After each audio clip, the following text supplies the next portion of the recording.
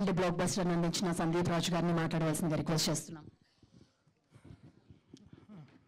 అందరికీ నమస్కారం అండి.